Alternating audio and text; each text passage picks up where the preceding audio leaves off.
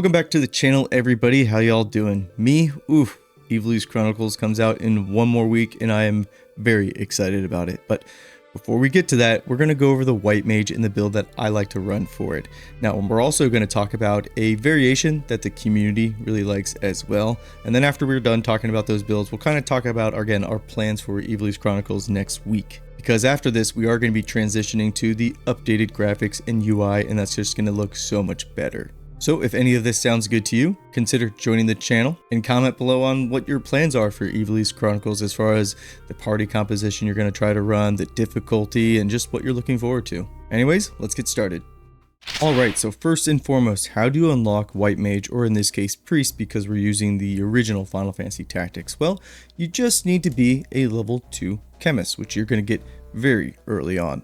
And then when it comes to the Priest abilities, they're all pretty good. I'll just go through my favorites here. Of course, you have your cures and your heals and then raise, but also something like re-raise. This can be really good. You have protect, shell, or if you want both of them combined, you use wall. Asuna, this is good for getting rid of status ailments. And then they have holy, which is a fantastic spell in this game and just looks really, really cool.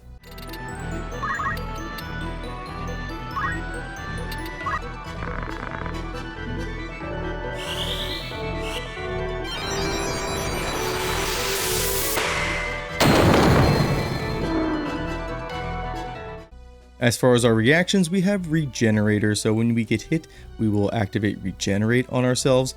This is okay, it's not that great. I will actually be showing some clips from, they had a Japanese gameplay section where one of their characters had the reaction Regenerator, and they're playing on the night difficulty, which is going to be the hard mode, and it's just not a very good reaction, especially for the higher difficulties in my opinion. So Regenerator here, yeah, not that great. For your support ability, we have Magic Defense up. This is pretty good. There's some good cases for it if you want to, again, build more to that defensive side, but probably not going to be what we're going with. And then they don't have any move abilities. Now, when it comes to the stats for the White Mage, your Magic stat and your Faith stat are going to be your best friend, as well as your party's Faith, because that Faith stat, it's a double-edged sword, where your magic spells will be more effective against enemies that have higher faith, but that means they're going to be more effective against you too. So when enemies target you with magic, they're going to do more damage, but supportive magics like heal will restore more HP. Now for the last bit of information on the White Mage as far as their stat growth, they have really high base magic and base MP, but take a look at that speed stat there.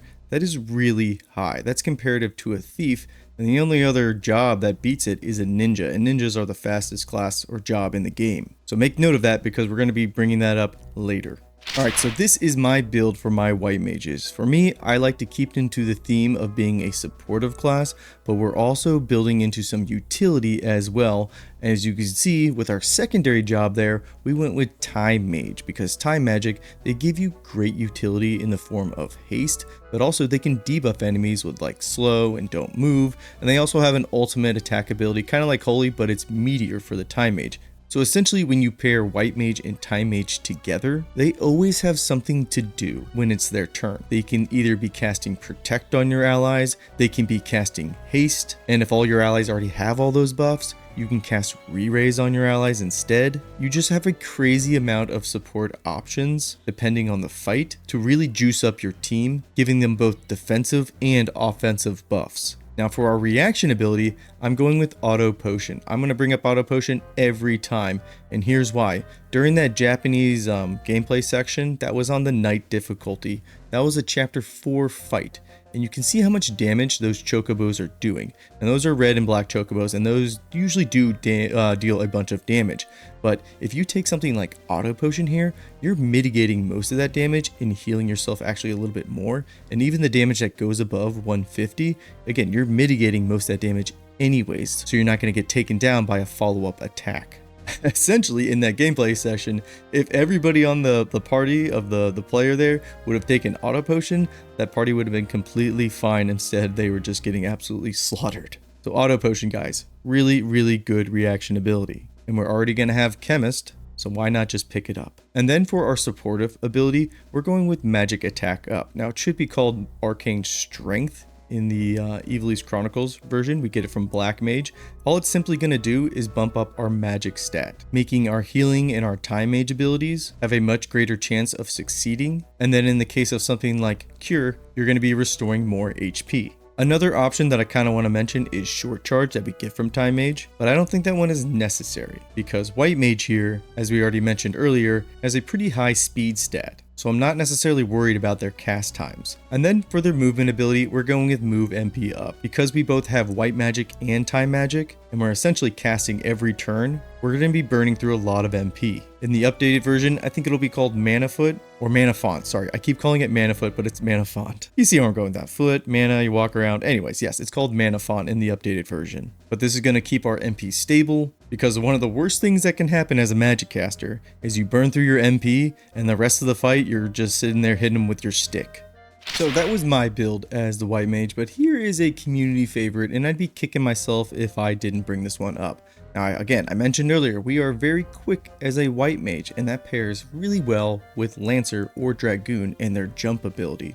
So when we jump up into the air, we're going to be coming down and striking at a pretty quick rate. And while we're up there, we're completely invulnerable to damage. So we're getting a big offensive and survivability boost by taking Dragoon as our secondary job. We can also change out our support ability with Equipped Spear, so that way we're doing more physical damage. So this version here is really just to illustrate how many options you have in Final Fantasy Tactics in building out a character.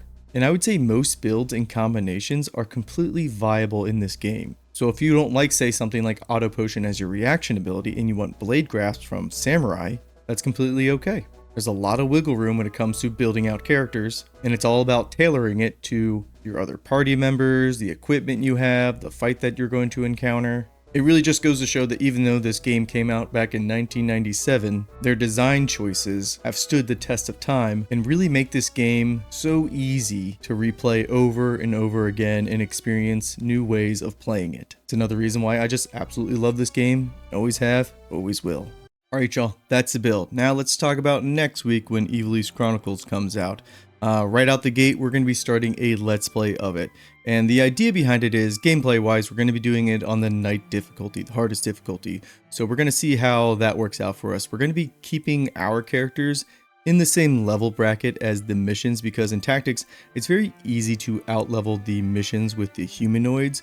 And so I don't know how they're going to scale that, or if they're going to scale it at all, but we're going to keep either on par with their level or like no more than 2 levels. So we'll be preserving some sort of difficulty in that sense. And in addition to that, as far as what we're going to discuss during the Let's Play, we're not going to do any like spoilers as far as jumping ahead of the story. We'll talk about the plot relevant stuff that we are seeing in the Let's Play. Because even though, yes, I played the game like 1,000 times, I want new players to kind of get a fresh experience. And it will be fresh for me too, because there's going to be voice acting and there's going to be new tidbits of information as far as the story and character interactions. So that'll be fun to experience, basically fresh. Which, if I didn't mention it, yes, it's going to be a blind playthrough as well. I'm not going to play through it off screen and then kind of know what's coming. No, we're doing it all blind. So hopefully at least 5 of you, take that journey with me. It should be a chill, relaxing time, and it'll be a lot of fun. But after we finish the Let's Play, we're going to return to making builds, and we're going to redo the ones we've already gone over, but it's going to have the updated UI and graphics. And then in addition to that, yeah, we're going to be going through all the other jobs and then unique jobs as well. Like Agris is a holy knight, Sid, he's that holy swordsman, that heavenly knight. So just a lot of Final Fantasy Tactics. It's going to be coming up on the channel very, very soon. So if any of that sounds good to you, again, consider joining the channel. And yeah, I will see you guys next time. Peace and take care.